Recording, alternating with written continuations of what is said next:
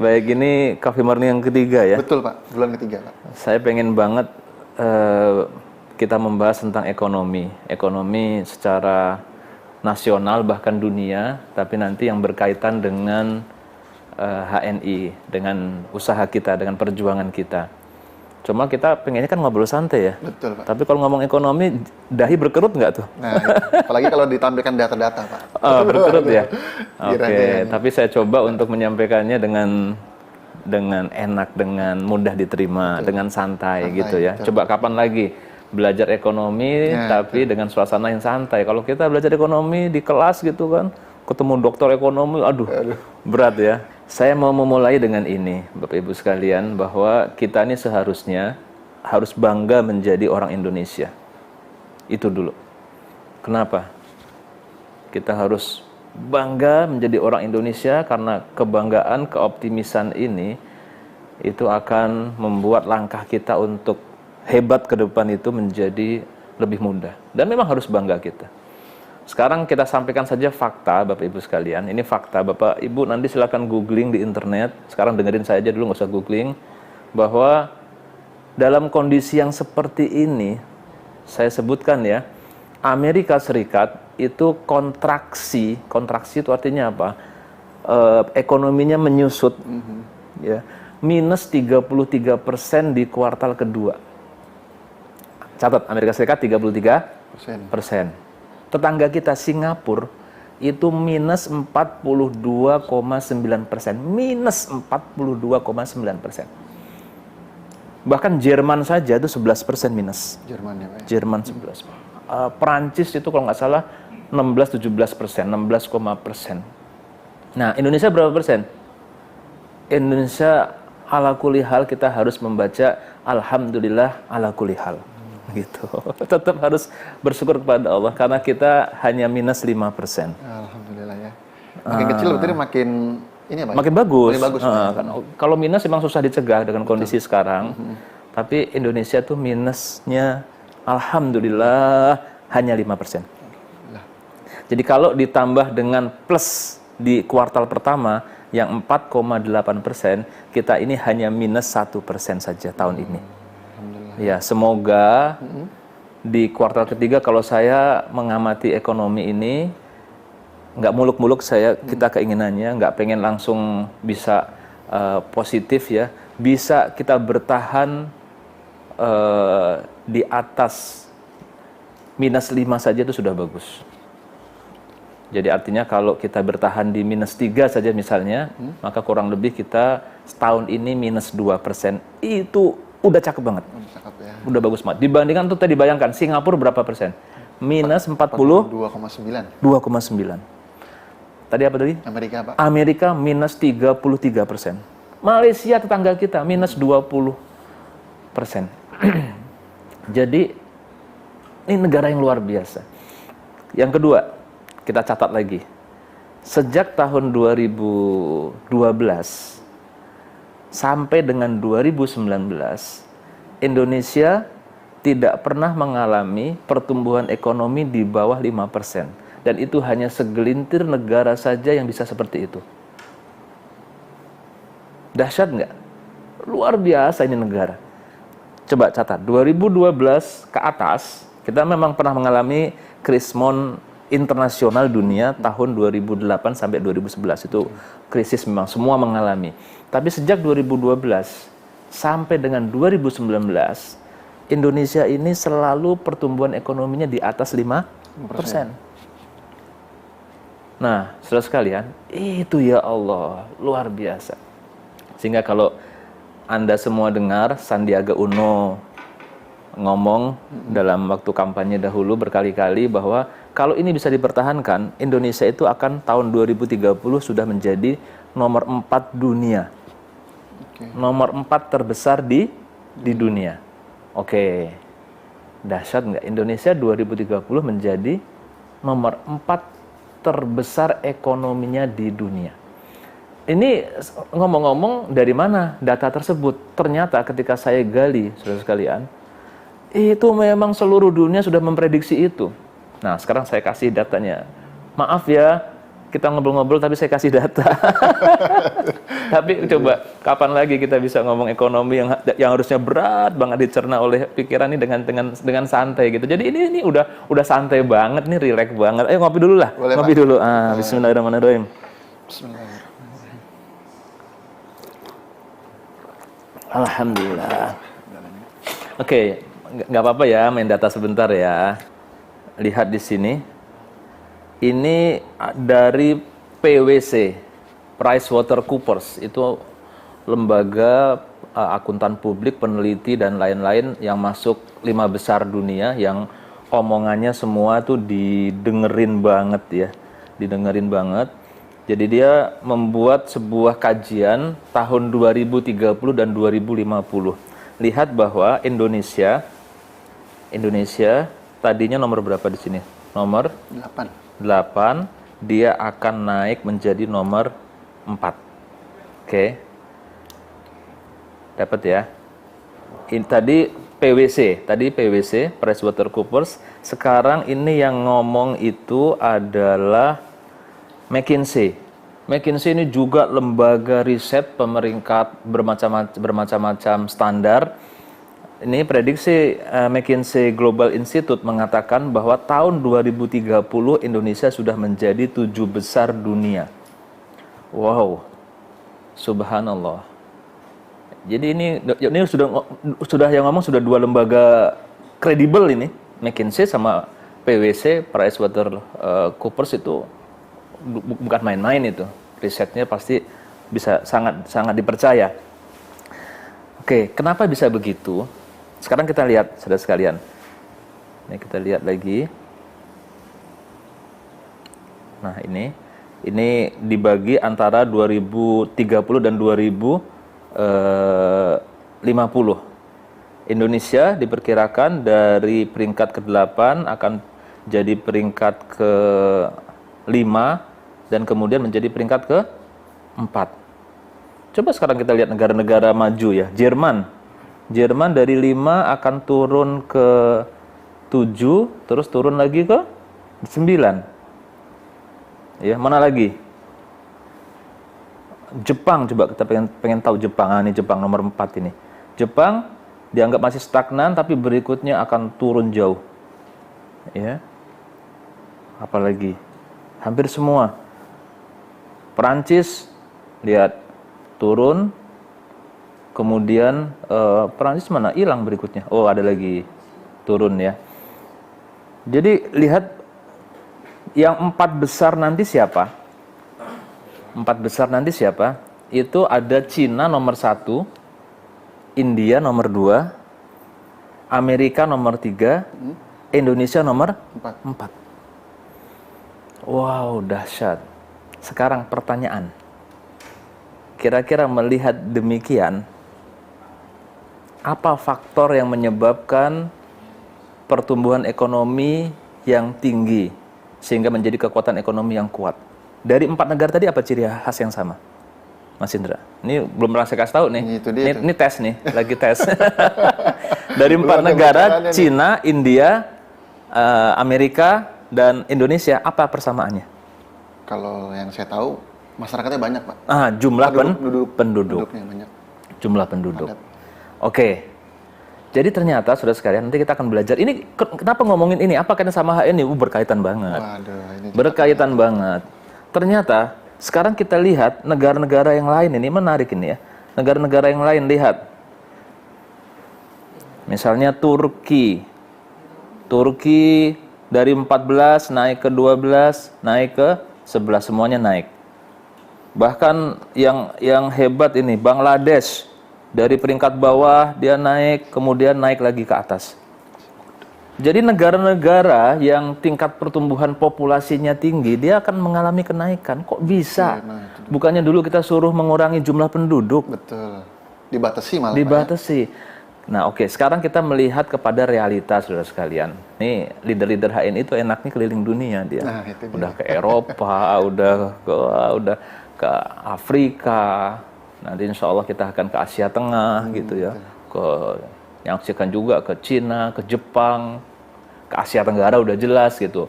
Ke Mekah Madinah udah jelas itu tiap tahun. Insya Allah semoga pandemi cepat berlalu sehingga nanti bisa mengunjungi lagi.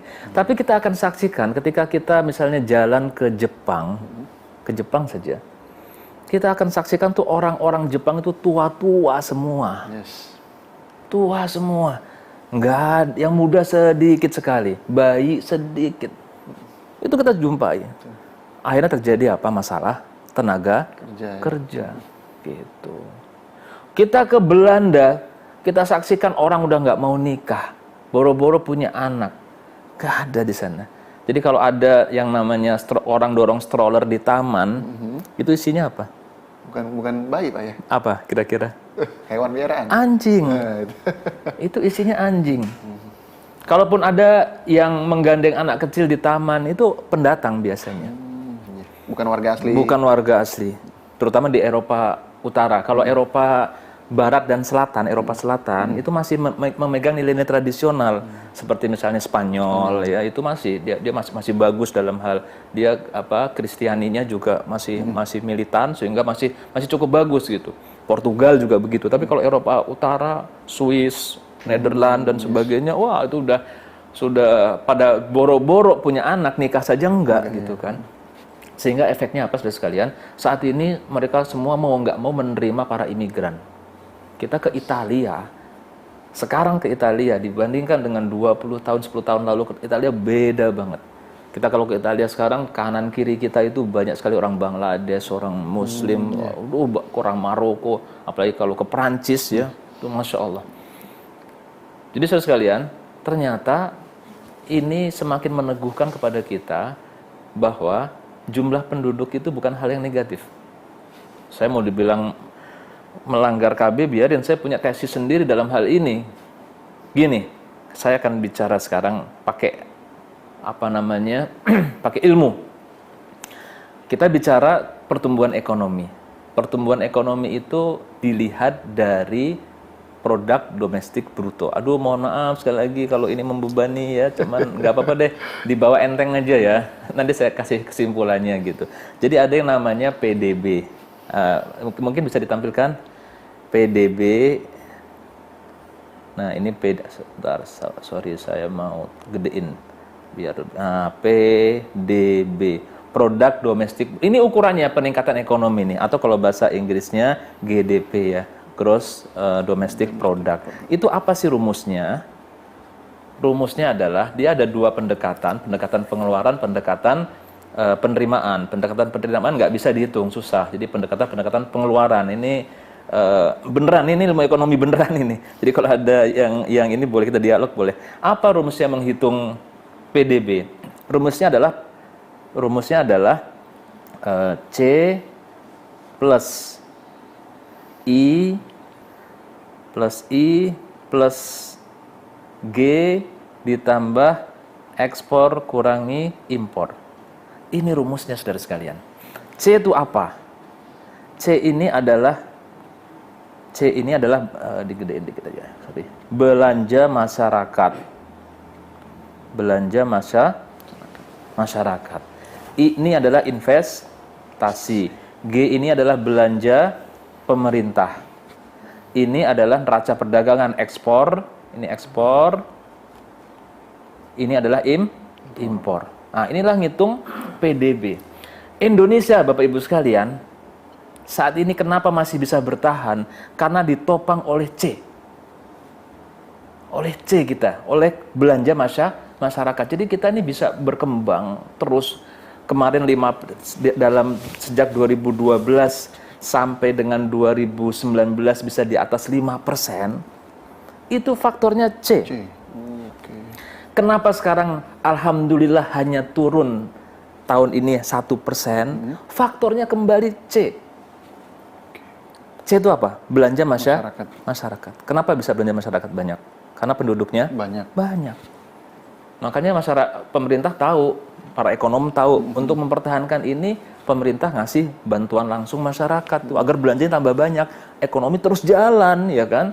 Kalau masyarakat punya uang buat belanja, dia butuh makan, Petani nanam nggak? Betul, harus nanam. Nanam mau nggak mau. Jadi ekonomi akan terus berjalan. Jadi kondisi sekarang jangan diem. Jangan diem. Uang dikekepin di bank semuanya. Diem nggak bergerak apa-apa. Hancur ekonomi kita. Kita harus kerja sekarang, produktif gitu. Nah memang pendekatan pengeluaran. Pengeluarannya digenjot biar produksinya tergenjot. Itu logikanya. Dan juga ini nanti sangat terpengaruh. Populasi banyak belum tentu juga. Kalau usianya tua-tua semua, nggak produktif semua, seperti di Jepang, negara-negara Eropa, problem.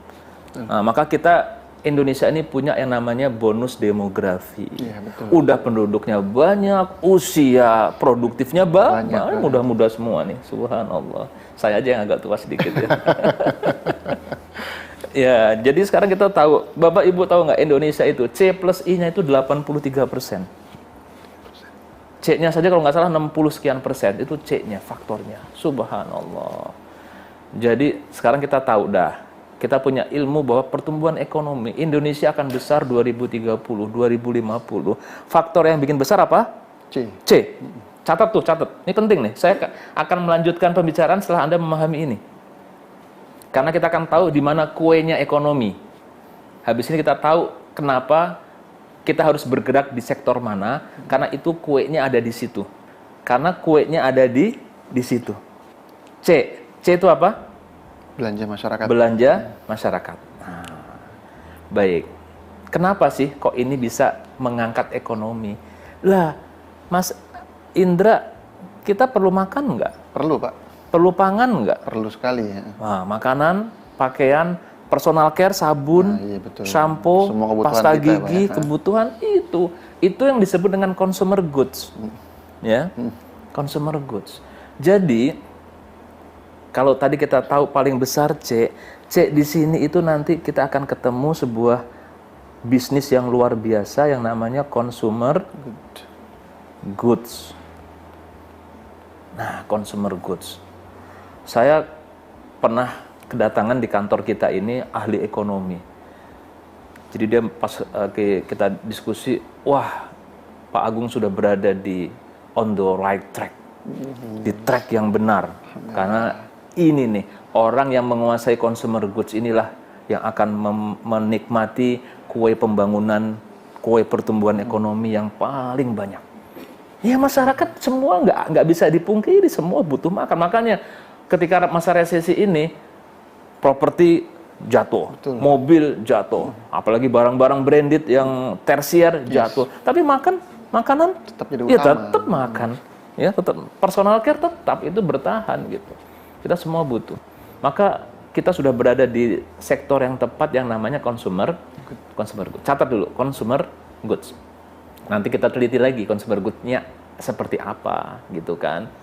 Jadi Bapak sekalian, sekarang saya sarankan kita semua ini karena apa? Kalau yang lain-lainnya G ini bukan urusan kita, gitu belanja pemerintah. Enggak, pemerintah cuma kenapa Bapak Presiden kita marah-marah karena serapan anggarannya lambat banget, sedikit, departemen-departemen serapannya itu karena menghambat ekonomi gitu loh. Belanja pemerintah pun harus digenjot agar ekonomi tumbuh bertahan, dia nggak resesi. Nah, itu urusan pemerintah kalau G. Investment, ini juga kita punya pengaruh Mas Indra. Oh gitu Pak. Ya. Sangat. Masyarakat pengaruh, karena yang namanya investment ini adalah bagaimana Indonesia ini, perusahaan-perusahaannya dan sebagian besar adalah UMKM, itu dilirik oleh para investor luar, sehingga dana masuk ke Indonesia. Dan sekarang zamannya peer-to-peer lending, peer-to-peer investment, orang bisa langsung direct inject, nggak mesti kepake lembaga perantara, nggak mesti ke reksadana, dan si UMKM ini pun bisa IPO. Sekarang IPO di Bursa Efek sudah ada jalur UMKM. Wah, udah memudahkan banget. Mudah, ya? Jadi ini pengaruhnya besar. Bagaimana kita mencetak, membuat perusahaan-perusahaan UMKM yang cakep, yang transparan, yang punya kemampuan, yang punya produknya bagus dan lain-lain. Jadi kita berperan di situ. Dan yang paling penting juga ini X minus M. Karena Indonesia ini selalu defisit neraca perdagangan. Jadi ekspornya lebih kecil daripada impornya. Kita April 2019 itu pernah mengalami defisit neraca perdagangan terbesar sepanjang sejarah Indonesia. 2,5 juta US dollar minusnya. Masya Allah, ya besar banget. Itu sekitar kurang lebih 40 triliun satu bulan. Satu bulan. Nah, kalau minus apa yang terjadi? Mas Indra sudah berkeluarga kan? Sudah, Pak. Sudah ya? Udah punya anak ya? Belum, Pak. Oh, belum. Masya Allah. Oke, misalnya nih contoh. Gaji misalnya 10 juta, misal ya. Misalnya, Pak. Aslinya sih 25 ya. Oh, diaminin aja, Pak. Nah, tapi pengeluarannya 15 juta, mungkin nanggung orang tua, nanggung kakak adik ya. Kira-kira 5 jutanya diambil dari mana? Selisihnya? Selisihnya ya. Dari tambahan yang lain kali, Pak. Tambahan yang lain. Kalau nggak bisa? Nah, itu dia makanya. Utang. Mentok utang ya. Utang. Itulah kenapa Indonesia utangnya sekarang 6.000 triliun. Iya. Belum lagi bunganya, Pak ya. Iya, bukan. Itu plus bunga sudah. Oh, sudah bunga ya. Iya. Kenapa? Karena ekspornya lebih kecil daripada Impor. Itu masalah. Nah, kita HNI dalam hal ini kita harus berpikiran demikian. Ini kita nih kerja semuanya menciptakan ini semua, berusaha berjuang habis-habisan di sini semua. Itu ada faktor kita tuh ingin menjayakan bangsa ini gitu. Ikut kontribusi andil dalam perekonomian memajukan Indonesia. Kenapa? Karena produk HNI yang pertama ekspor. Kita sudah ekspor ke berbagai negara ya. Kita sudah punya kantor resmi di Malaysia, Thailand, Hong Kong. Ke berbagai negara juga sudah, tapi belum punya perusahaan resmi di sana. Insya Allah menyusul. Tapi yang paling besar ini M-nya ini impor. Kita mencegah impor, artinya kita membuat produk-produk yang substitusi impor gitu loh. Daripada kita beli sabun buatan luar negeri, uang cadangan devisa kita ke luar negeri, mendingan kita bikin create sendiri. Betul. Makanya zaman dulu aku cinta produk Indonesia, aku cinta Indonesia. Ini nasionalisme harus kita munculkan kembali sekarang gitu. Kita bangga dengan produk dalam negeri, produk Indonesia. Karena apa? Oh, ini babnya bukan main-main, Bapak Ibu sekalian. Bukan main-main. Saya yakin ketika kesadaran cinta produk Indonesia ini muncul, itu akan ekonomi kita akan semakin tadi itu bahkan bukan 4 besar, bisa jadi yang terbesar, ya nggak benar. Makanya perjuangan ini harus dilakukan dua sisi. Sisi profesionalisme, produk yang bagus, tapi juga ada sisi budaya, ya, sisi spirit, nilai-nilai moral kita ini harus bangkit ini. Jadi nasionalisme kita jangan nasionalisme sempit, tapi nasionalisme yang produktif. Bagaimana agar itu mampu untuk mengangkat ekonomi kejayaan bangsa dan negara ini. Nah, itu yang harus kita lakukan. Oke. Nah, baik. Kita akan lanjutkan ya. Kita udah tahu sekarang. Saya simpulkan sebelum kita lanjut bahwa kita ini akan menjadi negara empat besar. Dan kuenya itu ada pada consumer goods. Sekarang apa itu consumer goods? Baik, ini yang kita udah tahu. Saya ulangi lagi ya, bahwa Indonesia ini akan masuk 4 besar. Dan Indonesia terus bertumbuh menjadi negara ekonomi raksasa itu karena faktor belanja masyarakat. Dan faktor belanja masyarakat yang terbesar itu yang disebut dengan consumer goods, barang pengguna sehari-hari. Ya. Nah, apa itu consumer goods? Maka kita mengenal ada yang namanya industri FMCG, fast moving consumer goods. Nah, ini nih orang-orang yang bisnis di sinilah yang akan menerima kuenya. Maka pertarungan di sini luar biasa. Maka saya akan lihat apa dia. Barang FMCG itu masuk 5 kategori, saudara sekalian, yaitu ada home care, personal care, dairy, food, dan beverages. Food makanan, beverages itu minuman. Ternyata yang kalau dari sudut item itu yang paling besar tentunya makanan minuman udah pasti. Betul, Pak. Tapi dari sudut spending rupiah, ini personal care lebih besar. Personal care, kemudian home care itu imbang ya, home care hampir. Jadi itu yang paling besar. Sehingga kita ini ini kita kuasai. Anda kalau mau bisnis, siapapun yang nonton ini masuk ke sini. Itu bisnis yang akan sangat stabil kalau kita bisa. Cuman nggak gampang. Ini ibaratnya kita masuk ke lapangan kompetisi, lapangan perlombaan yang pemainnya banyak. Dan kuat-kuat di sini. Itu nggak mudah. Tapi siapapun yang eksis di sini kita akan berhasil. Itulah saudara sekalian. kenapa kita sangat fokus, HNI sangat fokus untuk kita bisa berbuat banyak, memberikan kontribusi banyak di bidang ini. Ya, Anda sudah tahu bahwa di sini ada pemain-pemain besar, tapi di sini kuenya juga gede banget. Maka kita sudah berada di tempat yang tepat. Kita berada di industri yang tepat, kita berada di market yang tepat, kita berada di pasar yang tepat. Kita tinggal berbuat yang terbaik. Yang paling sulit adalah memulainya. Betul nggak? Woi, nggak gampang itu memulai itu. Bagaimana? Maksudnya apa memulai? Bagaimana kita bisa bersaing produk kita dengan produk-produk yang sudah eksis? Itu diantara memulainya.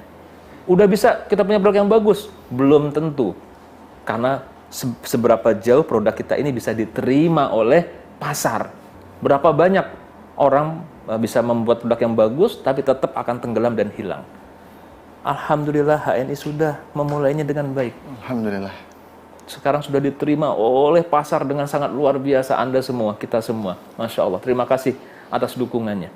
Tinggal bagaimana kemudian kita bisa mampu untuk terus tumbuh dan bertahan. Karena kuenya ada di sini Bapak Ibu sekalian. Ini luar biasa. Ya, kita lanjutkan sedikit. Nah, sekarang kita ngomong tadi produknya. Kita ngomong ini adalah distribusi pemasarannya. Ini yang menarik. Ini menarik banget.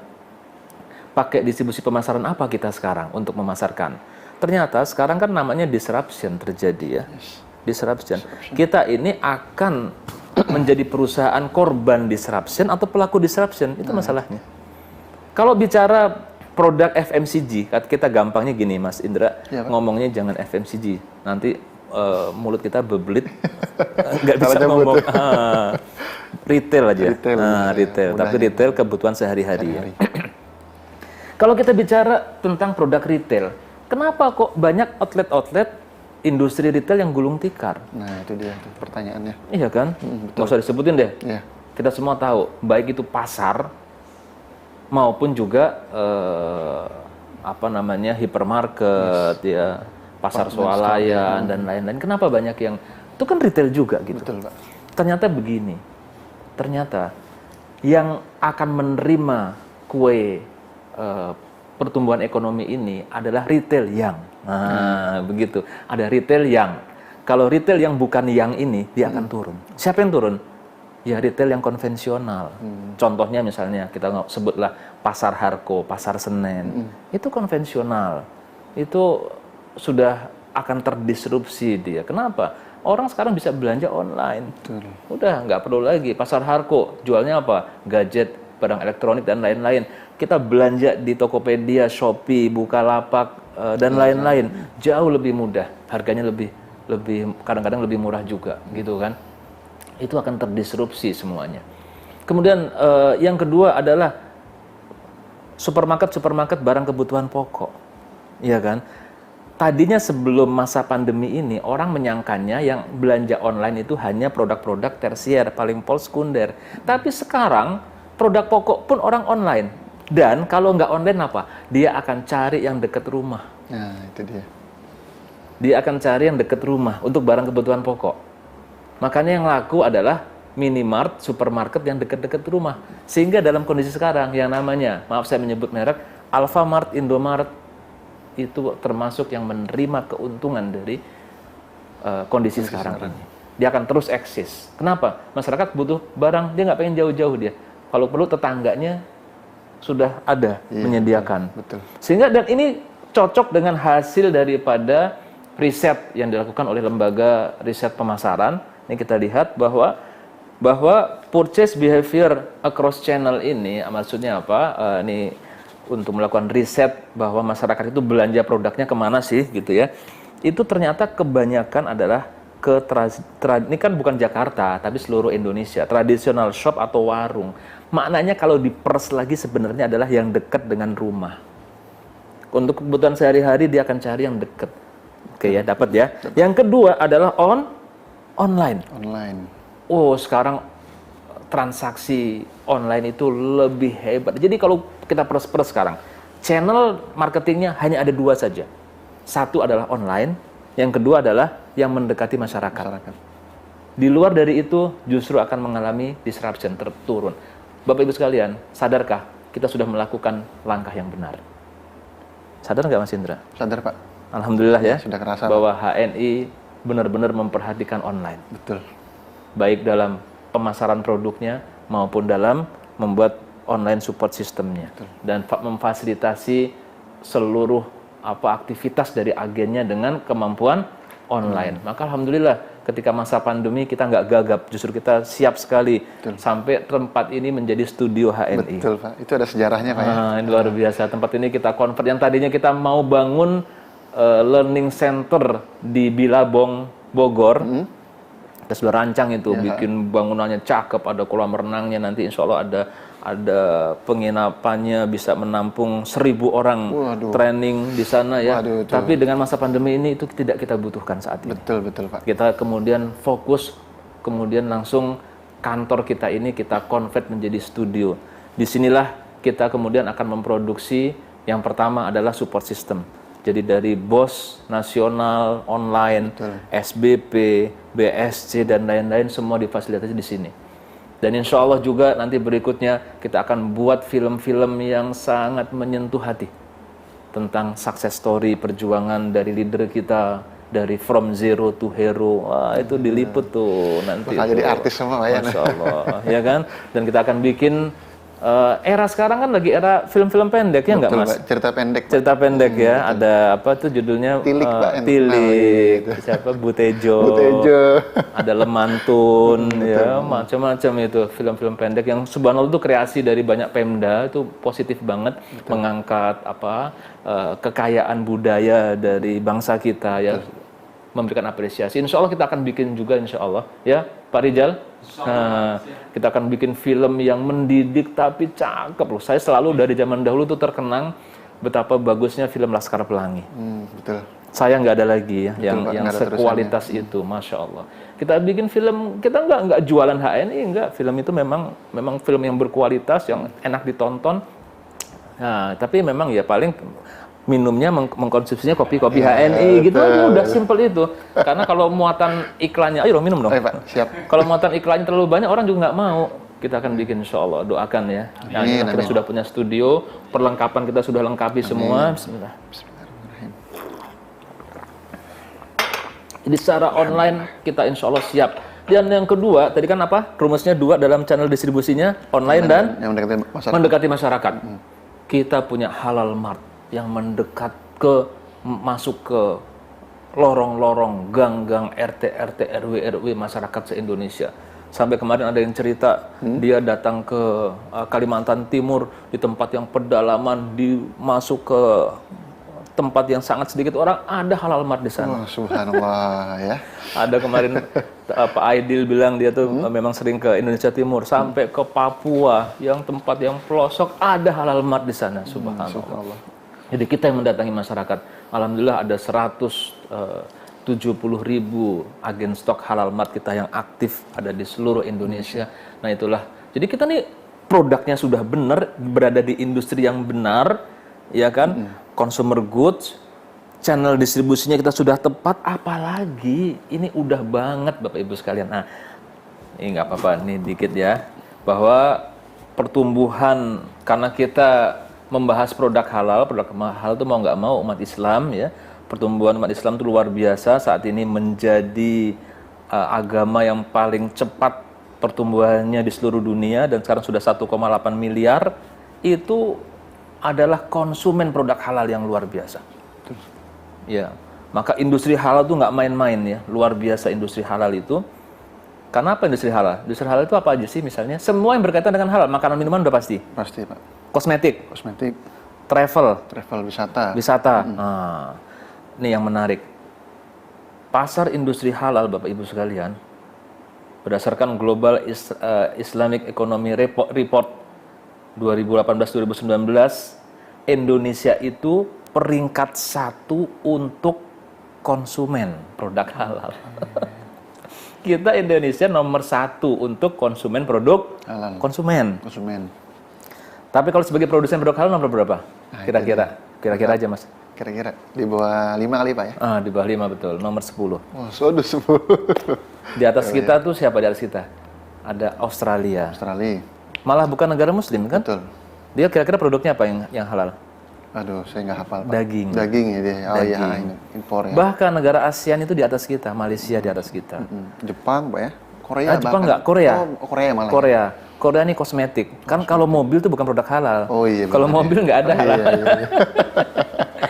Jadi mobil, baju tuh nggak masuk industri halal. Oke, Karena kan orang nggak nanya ini halal apa nggak bajunya kan itu nggak. dia. Gitu. Kosmetik, Pak ya. Nah, kosmetik Korea, makanya Korea masuk. Di atas kita itu Korea. Mesir di atas kita. Mesir. UEA ya, UEA. Kemudian ASEAN ada yang di atas kita, ASEAN. Siapa? Selain Malaysia, Thailand. Thailand. Waduh, Thailand. Kita nomor 10. jauh ya. Padahal lihat Bapak Ibu sekalian, potensinya industri halal itu berapa? Potensinya ini. Padahal potensinya udah gede banget deh. Kalau saya sebutin angkanya, nolnya aja berapa bingung. Udah, saya nggak pengen membebani dengan angka-angka lagi udah. Pokoknya potensi pasar industri halal itu luar biasa. Dan HN itu baru 0,0000. Belum ada apa-apanya. Belum ada apa-apa ya, Pak. Jadi potensi peluangnya ini luar biasa. Dan kita sudah memulainya dengan sangat cantik, tinggal kita teruskan menjadi lebih hebat lagi. Assalamualaikum warahmatullahi wabarakatuh.